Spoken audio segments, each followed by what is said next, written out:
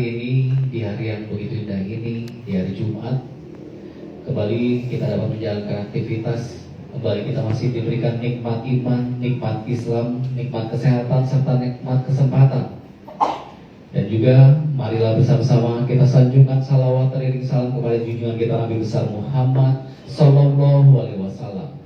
Semoga kita termasuk umat yang mendapatkan syafaatnya di yaumul kiamat nanti. Amin amin ya rabbal alamin. Bapak Ibu, rekan-rekan semua, hari ini sesuai jadwal kita kembali mengadakan majelis pengajian yang akan memberikan tausiah secara langsung pada Al-Mukarram Bapak Ustadz Subhan. Alhamdulillah telah berada di tengah-tengah kita.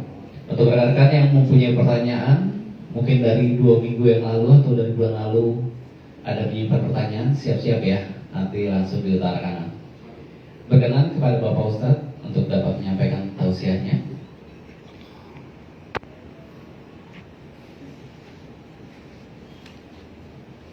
Assalamualaikum warahmatullahi wabarakatuh. Waalaikumsalam. Bismillahirrahmanirrahim. Alhamdulillahi rabbil alamin. Wa bihi nasta'inu ala umurid dunya waddin. Wassalatu wassalamu ala asyrafil anbiya'i wal mursalin Sayyidina wa habibina wa syafi'ina wa qurrati a'yunina wa maulana Muhammadin wa ala alihi wa ashabihi wa dhurriyyatihi ajma'in, amma ba'd. Ashhadu an la ilaha illallah wa ashhadu anna Muhammadar Rasulullah wa ufawwidu amri ilallah. Innallaha basirun bil ibad. Hasbiyallahu la ilaha illa huwa alaihi tawakkaltu wa huwa rabbul arsyil azim. Wallahu ta'ala fi kitabihil karim hikayatan an nabiyillahi Musa alaihi salam. Rabbi shrah li sadri wa yassir li amri wahlul 'uqdatam min lisani yafqahu qawli. Para alim, para asatid, para asatidah, para bapak dan ibu sekalian, hafizani wa hafizakumullah, bil khusus Bapak Pinca. Siapa sekarang Pincanya? Oh, masih Pak Asri. Ya, semoga beliau beserta pekerja beri yang lainnya, Anda semua, kita semua, semoga semuanya saja selalu dalam naungan rahmat, barokah, perlindungan serta bimbingan Allah Subhanahu wa taala. Amin Allahumma amin insyaallah. Hari ini kita sudah masuk di bulan haram atau bulan mulia. Ada 4 bulan mulia yang Allah tetapkan kemuliaannya sejak Allah menciptakan langit dan bumi, yaitu bulan Dzulqa'dah, Dzulhijjah, Muharram, lompat 1 nanti Rajab. Nah, bulan Dzulqa'dah ini secara prinsip, sependek yang saya baca ya, itu tidak ada amalan khusus berkaitan dengan bulan ini. Namun secara prinsip sebagaimana bulan-bulan mulia yang lain, itu kita diperintah untuk meningkatkan kebaikan kita di bulan ini. Dan betul-betul kita harus menghindari perbuatan dosa atau perbuatan zalim. Karena di bulan ini kebaikan itu dilipat gandakan dan dibesarkan dengan besaran dan kelipatan yang luar biasa. Dan sebagaimana kebaikannya, dosanya juga dibesarkan, namun tanpa kelipatan kalau dosa. Karena dosa itu hanya ada besaran tapi tanpa kelipatan. Oleh karenanya, karena kita sebagai manusia pasti ada potensi berbuat dosa, maka jangan lupa di bulan ini pula berbanyak beristighfar, bertobat, minta ampun kepada Allah Subhanahu wa taala. Ya, tentu harapan kita semoga kita selalu diampuni dan dimaafkan oleh Allah Subhanahu wa taala. Amin Allahumma insyaallah. Secara prinsip lagi, di bulan Dzulqa'dah ini ada banyak kejadian.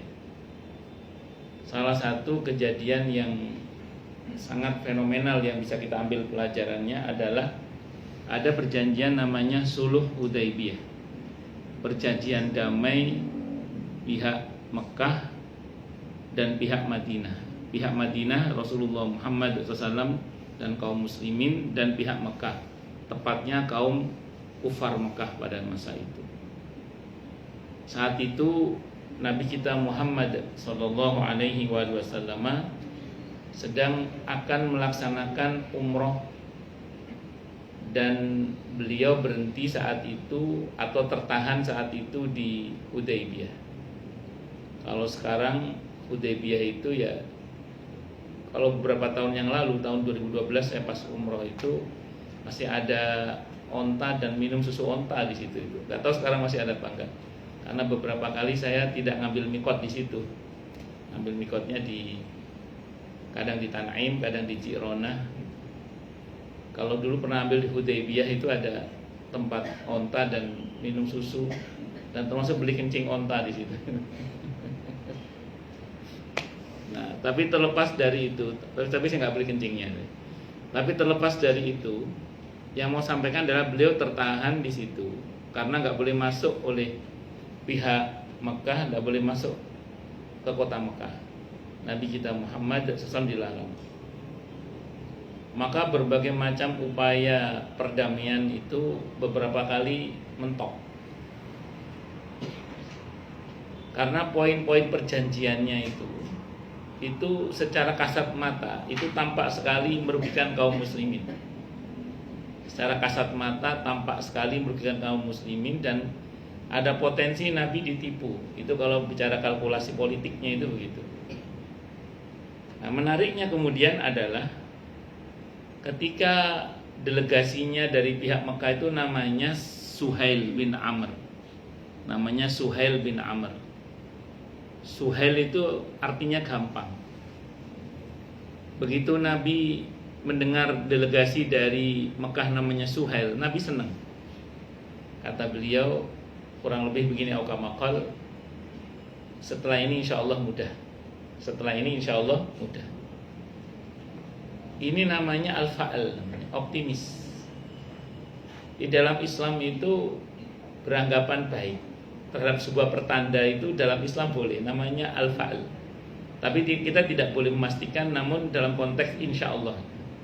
Insya Allah setelah ini baik. Aukamakal. Kayak contoh gini, jenengan bibir kedutan, kayaknya insya Allah mau makan enak ini. Itu boleh, itu tidak apa-apa. Yang nggak boleh itu justru anggapan buruk. Ketiban cicak, aduh mau apa sih ini? Nah, itu malah nggak boleh ya begitu. Jadi beranggapan buruk itu malah nggak boleh. Tapi beranggapan baik boleh. Tapi untuk sesuatu yang akan terjadi koridornya tetap insya Allah atau semoga. Nah, kedutan kanan, wah kayaknya mau dapat apa ini insya Allah. Atau tangan gatel mau terima duit insya Allah ini. Ini boleh, tidak apa-apa. Itu namanya al-fa'al, namanya optimis namanya. Insya Allah, tapi konteksnya jangan pastikan. Tapi kalau anggapan buruk, yang kedutan kok mata kiri, katanya mau nangis, tidak boleh begitu. Loh, tapi kan ada anggapan sebenarnya orang begitu, kadang jadi kenyataan, Ustaz. Ya jadi kenyataan karena dianggap seperti itu. Kan dalam hadis qudsi, ana inda dzanni abdi bi, aku menurut persangkaan hambaku kepadaku. Terus gimana kalau kita sebagai manusia biasa kadang ada kekhawatiran? Kalau ada kekhawatiran, serahkan kepada Allah sambil berkata hasbunallah wa ni'mal wakil, atau sedekah. Karena sedekah itu bala tidak berani melangkahi sedekah. Atau perkuat harapan-harapan yang baik. Karena dalam Islam itu diantara penetralisir ketakutan itu di samping tawakal, sedekah adalah harapan yang baik. Sebagaimana dalam sebuah hadis riwayat At-Tirmidzi, hadisnya Hasan Gharib. Nabi bersabda, "Kamakal tidaklah bergabung dalam hati seorang hamba yang mukmin rasa harap dan rasa takut kepada Allah, kecuali Allah akan berikan kepadanya apa yang dia harapkan, dan Allah akan selamatkan dari apa yang dia takutkan." Jadi semakin menguat ketakutan harus semakin menguat harapan. Itu secara prinsip itu begitu. Nah, makanya saya ulang, kalau al-fa'al tadi boleh. Dan nanti di belakang hari memang terbukti bahwa ada banyak kemudahan-kemudahan setelah perjanjian Hudaybiyah itu, termasuk yang namanya Suhail itu nanti akhirnya masuk Islam ya. Dan Suhail ini seorang yang piawai dalam berbicara, pakar komunikasi lah kalau praktisi komunikasi beliau ini. Tidak hanya pakar tapi juga praktisi komunikasi yang terkenal pinter bicaranya. Nanti pada akhirnya dia masuk Islam, di antaranya berjasa dengan izin Allah membuat orang-orang yang murtad itu masuk Islam kembali, itu Suhail bin Amr radhiyallahu anhu nanti pada akhirnya. Wes, singkat kata singkat cerita, karena poin-poin perjanjiannya itu secara kasat mata tampak sekali merugikan kaum muslimin, maka para sahabat mengusulkan kita perang saja ya Rasulullah. Ini perjanjian apa-apaan ini? Poin-poin perjanjiannya ini merugikan kaum muslimin. Udah kita perang saja ya Rasulullah. Kita perang saja. Di tengah-tengah usulan agar perang itu, tiba-tiba turun firman Allah dalam Al-Quran di surah Al-Anfal ayat 61. Perintahnya gini, wa in janahu lisalmi fajnah laha wa tawakkal 'ala Allah. Kalau mereka ngajak damai, turuti saja wahai Muhammad. Jadi kalau mereka kufar Mekah itu ngajak kamu damai wahai Muhammad, wahai Nabi, turuti saja kata Allah. Tapi syaratnya satu, kamu mesti bertawakal hanya kepada Allah. Syaratnya satu, mesti bertawakal hanya kepada Allah. Maka akhirnya Nabi tanda tangan. Nabi tanda tangan, dan setelah tanda tangan perjanjian disepakati, apa yang terjadi?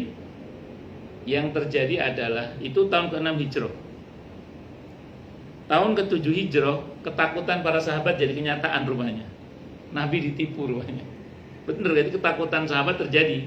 Nabi ditipu, sekutunya Mekah mengkhianati perjanjian, nyerang sekutu Madinah. Tapi lihat kemudian apa terjadi. Tapi Nabi selamat. Jadi gara-gara, kan tadi sebelum tanda tangan sudah dibaca kemungkinan ditipu kan. Kata Allah tanda tangan saja, tapi dengan catatan bertawakal hanya kepada Allah. Ternyata sudah bertawakal, terjadi juga yang ditakutkan. Tapi lihat, itu terjadi pada tahun ke-7 Hijrah, tapi Nabi selamat.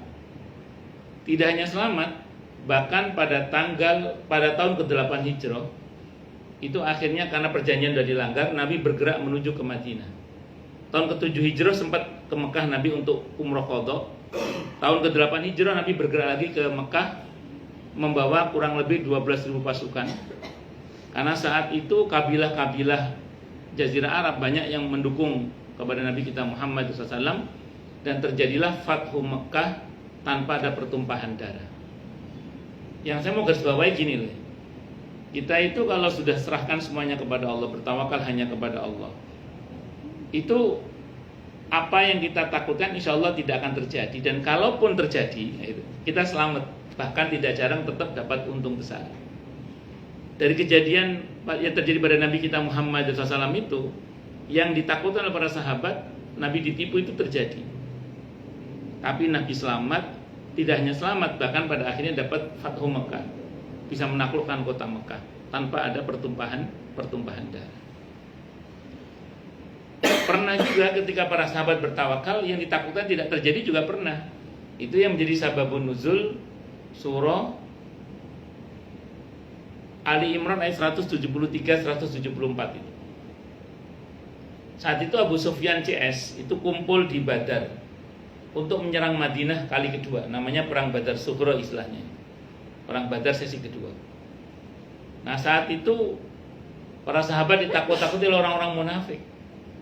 Di tengah-tengah ditakut-takuti itu, orang-orang beriman menyerahkan ketakutannya kepada Allah sambil berkata hasbunallah wa ni'mal wakil. Dan terbentuk kalimat tawakal itu adalah hasbunallah wa ni'mal wakil. Apa yang terjadi kata Allah, fanqalabu bi ni'matin minallahi wa fadlin lam yamsashum su' wattaba'u ridwanallah. Jadi akhirnya mereka kembali dengan membawa anugerah dan nikmat yang besar dari Allah, dan mereka tidak tersentuh oleh keburukan sama sekali. Artinya apa? Yang ditakutkan tidak terjadi. Nah dalam kehidupan sehari-hari kita, fakta di lapangan, sebagian kita itu sering dihantui oleh ketakutan-ketakutan. Takut sakit, takut hari tua, mungkin takut miskin, takut pensiun, takut macam-macam, saya nggak tahu, ketakutan macam-macam itu. Ya memang di antara kerjaan setan itu yang menakut-nakuti orang itu tadi. Kalau ketakutan itu dibiarkan sebagai ketakutan, tidak jarang ketakutan itu akan menjelma menjadi suudzon buruk sangka kepada Allah.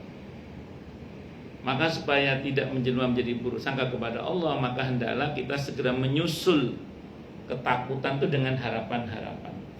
Semakin menguat ketakutan, kita perkuat harapan. Insya Allah harapan itu akan menetralisir ketakutan-ketakutan itu. Dan serahkan semuanya kepada Allah sambil berkata hasbunallah wa ni'mal wakil. Kan yang mengatur hidup kita bukan kita, yang menentukan nasib kita, rezeki kita bukan kita, tapi siapa? Allah. Maka serahkan kepada Allah. Nah, tentu sambil berusaha, sambil berdoa juga. Maka singkat kata, singkat cerita, kalau kita belajar dari yang di Al-Imran 173 174 itu yang ditakutkan tidak terjadi. Kalau di Al-Anfal ayat 61 yang ditakutkan terjadi. Cuman Nabi selamat malah dapat bonus Fathu Mekah. Menangnya, takluknya kota Mekah di tangan kaum muslimin. Kalau kita belajar dari Nabi Musa alaihissalam saat dikepung oleh Fir'aun, di mana beliau berhadapan dengan lautan yang luas di depannya, di belakangnya ada Fir'aun dan pasukan yang besar. Itu resikonya mati itu. Nyebrang lautan resikonya mati, mundur ke belakang resikonya juga mati. Di tengah-tengah panik itu ada yang berteriak, yang teriakan itu diabadikan oleh Allah di surah Al-Mu'min ayat 44-45. Al-Ghafir surah ke-40 ayat 44 sampai 45. Dia mengatakan wa ufawwidu amri ilallah innallaha basirum bil ibad. Itu kalimat tawakal juga. Aku serahkan urusanku kepada Allah, sungguhnya Allah Maha melihat hamba-hambanya. Di ayat 45 Allah terangkan, Allah jelaskan itu. Allah beritakan kepada kita bagaimana semua rencana jahat Fir'aun itu dibatalkan oleh Allah. Bahkan rencana jahat Fir'aun itu menghantam Fir'aun itu sendiri. Jadi kalau yang ketiga ini sudahlah rencana jahat musuh dibatalkan, udah gitu rencana jahat mereka menghantam diri mereka sendiri. Dalam kehidupan sehari-hari kita mungkin kita berhadapan dengan setan dari bangsa jin maupun setan dari bangsa manusia yang mungkin punya niat jahat kepada kita, yang kita tidak bisa menduga-duga ke dalam hati orang karena memang suudzon tidak boleh. Tapi waspada dengan bertawakal kepada Allah menggunakan wa ufawwidu amri ilallah innallaha basirum bil ibad. Ini sebuah keniscayaan yang dengannya kita berharap pada Allah, kita dilindungi oleh Allah. Bahkan tidak jarang tadi rencana jahat mereka yang hendak berbuat jahat itu kadang menghantam diri mereka sendiri. Kalau kita menggunakan kalimat tawakalnya Nabi Yakub dalam surah Yusuf itu, innama ashku basi wa huzni ilallah, hanya kepada Allah aku adukan kesedihanku, maka yang tadinya hilang kembali. Nabi Yusuf hilang kembali, penglihatan beliau hilang dengan izin Allah kembali, dengan penyerahan totalitas kepada Allah Subhanahu wa taala. Tapi ingat, konsep tawakal itu sepenuhnya di sini. Mata tetap melihat, mulut tetap bicara, kuping tetap mendengar, tangan tetap bergerak, kaki tetap melangkah. Jadi bukan terus mentang-mentang tawakal terus nggak ngapa-ngapain, bukan. Totalitasnya di sini sepenuhnya. Dan harus yakin. Kalau nggak yakin ya nggak ada manfaatnya. Wa kullu man lam ya'taqid lam yantafi'. Kalau nggak yakin nggak ada manfaatnya. Kalau yakin, janji Allah itu la raiba fi, tidak ada keraguan di dalamnya. Maka di antara penjelasan para ulama dari la raiba fi itu adalah siapapun yang mengamalkan si Al-Quran dengan keimanan dan keyakinan, maka Allah akan tunjukkan kebenaran Al-Quran itu kepadanya hingga tiada lagi keraguan dalam hatinya. Ya jangankan doa ya, minum obat saja, kalau kata dokter, saya pernah dengar penjelasan seorang dokter itu harus yakin. Kalau nggak yakin itu efeknya katanya kurang katanya.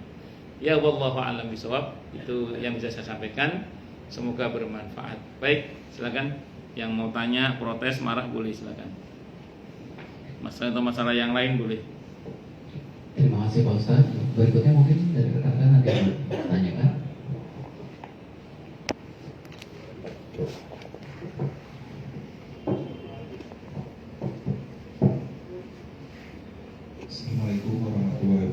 Waalaikumsalam warahmatullahi wabarakatuh. Izin bertanya Pak Ustadz, Oke.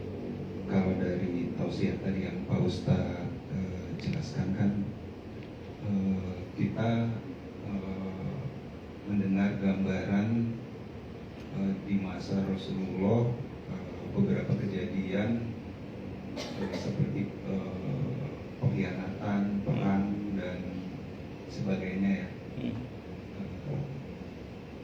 Tapi itu juga sebenarnya berbanding lurus juga dengan kondisi dunia global saat ini kan, bahwa di Timur Tengah kejadiannya juga hampir sama seperti itu. Terjadi perang antara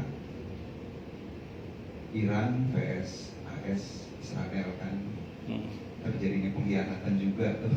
Pada saat ada perjanjian gencatan senjata berkali-kali yang kita lihat sudah jelas banget mana yang penjahatnya, mana yang pahlawannya, itu kan sudah kelihatan jelas. Kalau di Ustaz sebutkan tadi berprasangka baik gitu ya, kan kalau kita lihat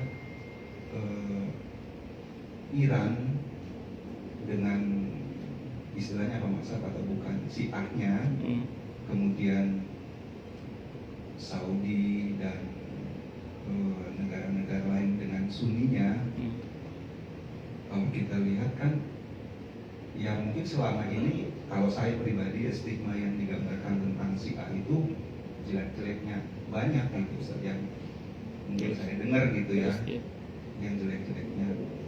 Tapi ternyata kita bisa melihat dunia sekarang bahwa yang paling banyak membela, sebenarnya kalau kita lihat ini perang ini terjadi dibilang perang agama juga menurut saya benar juga gitu kan, antara kebatilan dengan kebaikan gitu kan. Nah sebenarnya garis besarnya tuh apa ya Ustaz? Saya masih kurang terlalu jelas sebenarnya. Sunni, Syiah, kenapa kenapa Syiah itu kok banyak dicap stigma negatifnya gitu kan, sehingga mungkin banyak dari kita kalau melihat oh Iran Syiah kayaknya jelek gitu kan. Nah sebenarnya apa sih, walaupun sebenarnya ya kalau saya sendiri yang sedikit saya tahu tata cara sholatnya aja udah berbeda ya, walaupun sama tapi ada yang nggak seperti yang kita jalan tata caranya nggak seperti kita jalankan. Setelah itu juga pengakuan terhadap para sahabatnya juga berbeda kan. Nah tapi apalagi sih gitu hal-hal yang memang dianggap kurang pasnya itu sehingga kita berpikir apa banyak negatifnya. Itu pertanyaan saya. Terima kasih. Bismillahirrahmanirrahim. Terlepas dari Syiah atau bukan Syiah gitu ya, apa Syiah apa B apa ya. Terlepas dari itu semua, saya cuma bisa berkata begini. Pertama, kita harus senang bahwa yang zalim itu ada yang menghardik, dan ada yang punya nyali menghardik itu, bahkan nantang perang. Itu kita harus senang.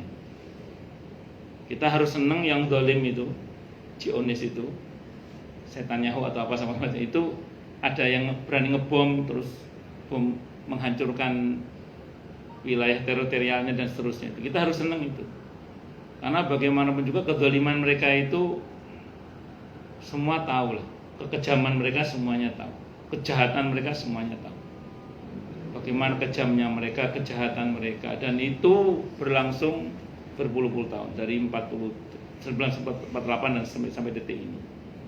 Nah, kok ada yang berani menghardik dia, menghajar dia, menghancurkan dia, masa kita nggak senang? Terlepas dari background akidah orang yang nyerang itu, bisa dimengerti saja. Itu satu dulu. Dan satu hal lagi yang perlu kita pahami bersama adalah bahwa ini kita senang ya, ketika Iran menyerang tangki-tangki minyak yang ada di Saudi dan di beberapa negara Arab. Itu satu hal yang harus kita reaksi positif. Apa itu? Bangsa Arab nggak ada yang balas loh. Bangsa Arab nggak ada yang balas Iran, nggak ada. Kenapa? Karena bangsa Arab ya tahu ini bagian dari upaya untuk melemahkan Amerika CS. Itu berarti sebenarnya mereka juga bermain juga mereka sebenarnya. Karena namanya politik itu kan tidak sesederhana yang kita lihat. Gitu loh. Nah, singkat kata singkat cerita, terlepas dari apapun akidah mereka, yang jelas kita seneng ketika yang dolim ada yang menghardik, yang dolim ada yang ngaplok, yang dolim ada yang, ya secara prinsip kalau kedekatan kita dengan di antara dua kubu ini, kedekatan kita dengan yang Iran itu kan lebih dekat di sana daripada kalau yang jauh itu. Itu satu dulu. Yang kedua, sependek yang saya pernah pelajari sih, saya nggak tahu betul apa tidak. Dulu kan sebenarnya Sunni Syiah itu nggak terlalu dibahas sebenarnya dulu itu. Belakangan setelah majikannya beda, setelah Shah Reza Pahlavi jatuh itu, terus ganti itu, terus mulai rame toh karena bosnya beda kan, sampai berujung pada ini itu. Pokoknya panjang lah perdebatannya itu. Nah, tapi satu hal yang memang harus kita pahami bersama adalah bahwa kalau kita ngomong etikot, akidah Syiah itu bertingkat sebenarnya mereka itu. Kalau kita jujur kajian Al-Farq bainal Firaq gitu ya. Dan ini dikaji di kelas-kelas kota Madinah, termasuk di dalamnya itu ada kelas berkaitan dengan Al-Farq bainal Firaq itu, perbedaan-perbedaan pendapat itu. Nah, ada yang Syiah itu mirip sama Ahlu Sunnah itu ada. Namanya Tasyayyuh. Ada Syiah Zaidiyah, itu juga mirip dengan Ahlu Sunnah. Mereka tidak mencela-cela para sahabat Nabi, amalannya mirip banget. Cuman masih ada apa tidak? Wallahu a'lam bishawab. Itu pertanyaannya kan itu. Nah, nanti tapi ada yang menyimpang banget sampai dikafirkan oleh para ulama, ada. Yang mereka tidak hanya mencela-cela para sahabat Nabi, bahkan mereka menyalahkan Allah gara-gara kok milih Nabi Muhammad SAW itu. Kebuangan. Ada yang begitu itu ada. Jadi mereka itu macam-macam. Tapi secara prinsip Sunni sama Syiah memang berbeda. Perbedaannya jelas ada. Ada beberapa yang menyangkut masalah prinsip yang itu memang maaf dalam paham Al-Sunnah memang harus disesatkan. Tapi dalam konteks perang ini, yo menurut saya sih kebuangan lah kalau kita sebagai orang Muslim kok dukung yang zalim, kebuangan. Nah, tapi saya secara pribadi tidak mau masuk dalam ranah sebagian orang yang terlalu memuji-muji Iran juga, saya tidak mau. Tapi saya juga tidak mau seperti kelompok yang mencaci maki Iran habis-habisan sehingga terkesan seolah-olah kok mendukung yang zalim itu. Ya aneh itu menurut saya. Ya kita proporsional aja bahwa ini terlepas dari apakah ini perang agama atau bukan perang agama, tapi yang pasti ada pihak yang jelas-jelas penjajah, jelas-jelas zalim, jelas-jelas jahat. Hari ini ada yang berani menghardik, berani ngamplok. Aku ya seneng ngono ae. Itu kalau saya pribadi ngoten nggih.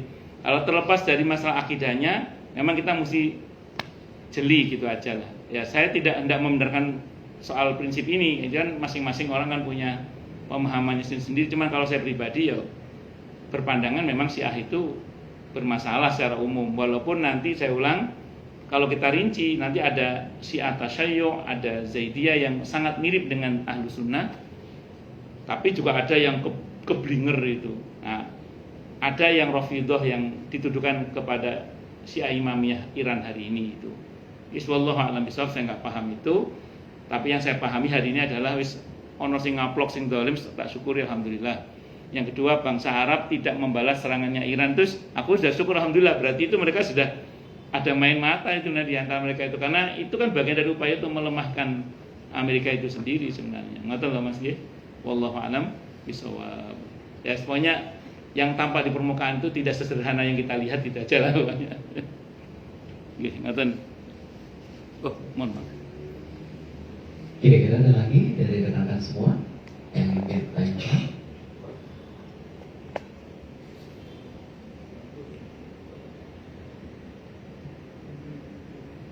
Jadi untuk saat ini dalam konteks perang itu seperti ada orang kena serangan jantung, tiba-tiba ada yang ribut soal panu gitu loh. Paham maksudnya? Ada orang kena serangan jantung, bukannya fokus menyelesaikan jantungnya tapi sibuk ngobati panunya gitu. Aneh. Ya, itu jadi abaikan dulu soal perbedaan, fokus pada kemenangan kaum muslimin. Nah itu baru. Wong negara-negara di luar sana aja yang non muslim aja jelas pembelaannya. Kok kita yang ya begitulah. Saya kira. Kira-kira ada lagi dari rekan semua yang ditanyakan?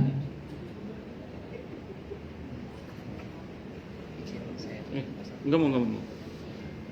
Kalau tidak ada lagi, perkenankan saya untuk dapat menginformasikan kembali untuk saldo dari rekening YBM per bulan April per hari ini saldo